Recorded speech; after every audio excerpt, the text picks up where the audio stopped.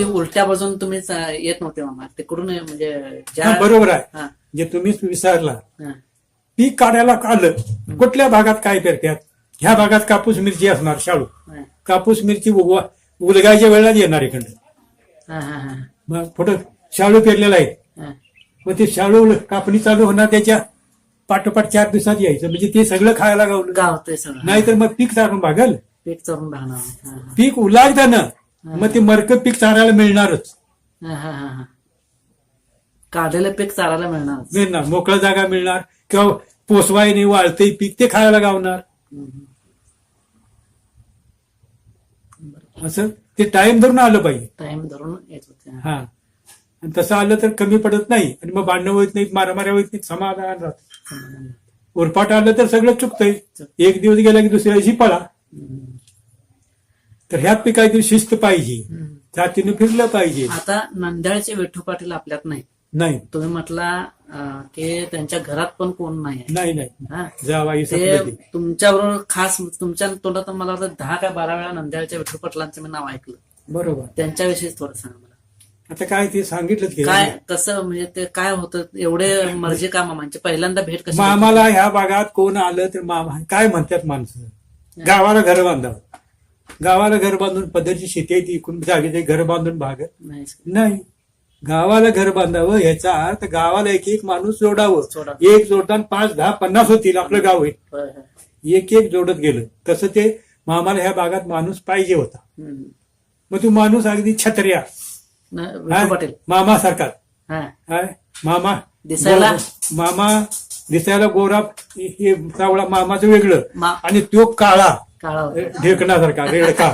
काय करायचा, मग मामा धोतार आपल्यासारखं देणार नेसायला, शर्ट मामासारखा, पटका बाकी पांढरा, मामाचा तांबडा रुमाल मामाचा. मग हे काय असं करणार?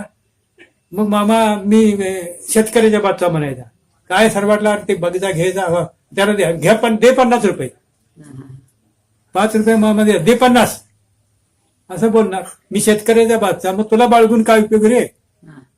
असं गंमत व्हायची, आणि त्याच्यावर शिरदा हाईत असं करायचं. मग संघ पाहिजे, तू यायचा नाही, जा उंडकीच्या म्हणणार. मग तुला अंगापरता काटा म्हणून त्या डोंगरावरून परतून आला, आणि त्याला थंड म्हणणार. 3 महिने थंड, मरणार की जगणार. कन्या खायचं होतं, 2 भाकरी खंड मामा घ्यायचा. 3 महिने मग गाडीतनं नेऊन टाकलं तिथं. कन्या खाला तर घटवशील उंडकीच्यात, त्याला बी औषध खातो. मग लागला कन्या खायला. ते एक सांगायचं झालं, हे चालू आहे काय? मग ह्यात काय, कन्या आणि आंबील, कन्या आंबील आणि भंडारा हेनच रोग जाणार. औषध इंजेक्शनाचा उपयोग नाही. आणि निदान महिन्यातनं किंवा अमुष्याला किंवा 15 दिवसात द्वादशीला कन्याचा एक हांडा या लोकांनी शिजवावा. त्याला बर्फी म्हणून खात्यात. गडिंग्लज भागातील सगळी तशीच म्हणणार, बर्फी आण. होय, बर्फी म्हणायची त्यावेळेला बर्फी. पण मला सांगा, तुम्ही मागाशी सांगितला विठू पाटलांची ते दारू प्यायची आठवण,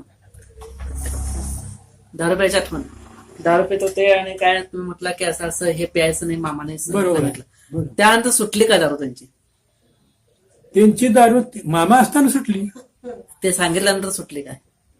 मामा असताना ते घेणार, त्याला भ्याच होतं. मामा बोललेलं जर नाही पाळलं तर ते मरणार, त्याला माहिती होतं.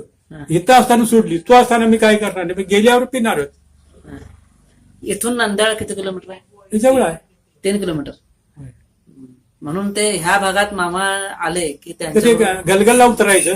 गलगल नांदेड तिकडे जवळ आलं. गलगल तिथं आल्यावर मी सगळी लोक हळूहळू एखादं 2 बकऱ्यात आम्ही येणं जाणं सुरू झालं. मी ह्या भागात असला, मी काय इथं भडगावला आलेली आवरणाला की मग 15 दिवसांनी जायचं. ह्या भागात 2, 3, 4 महिने आमचा राऊंड व्हायच. मागे एक किस्सा तुम्ही त्यांचा फार छान सांगितला.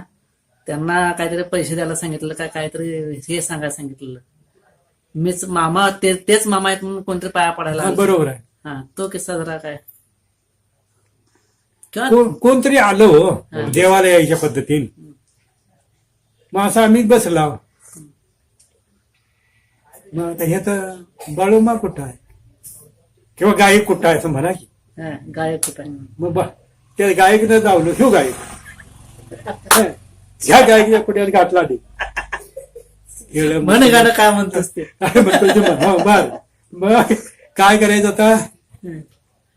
मग मामा बघतच बसलो. काय मग ते काय काय करताय बघत बसल्यानंतर त्यात पोचवलं, त्याला पावर आली, हा. उचलला नारळ. यात पोरगा नाही म्हणला तुझ्या नशिबात, हे उचल.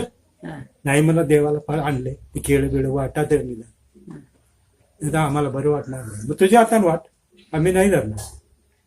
यात म्हणला पोरगा नाही झालं. मग ते सगळ्यांनी वाटलं. ते गेलं तिकडं जेवायला सांगितलं, तिकडे जेवायला गेलो.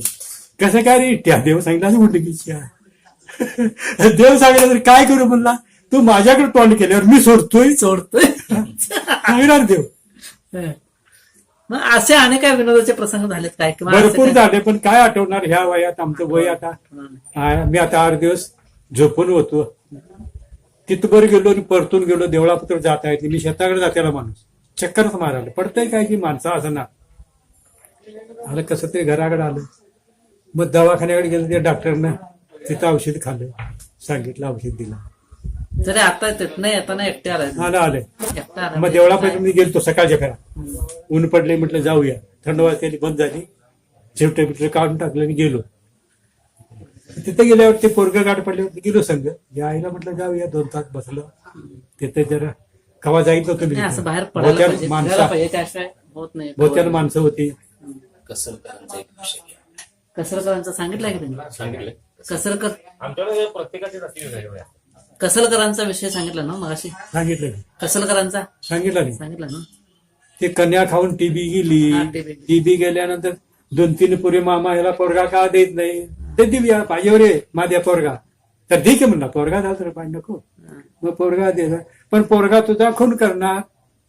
मग मामा म्हणला पोरगा नको, डोचकं टिकून पाया पडला. हे झाले आमचा फेर. झालं झालं. काय खायला काय करू दे. बस बंद करू. खरा काय झालं, मला ह्या सगळ्या गोष्टी सांगितल्या, त्यामुळं चांगलं चांगलं चांगलं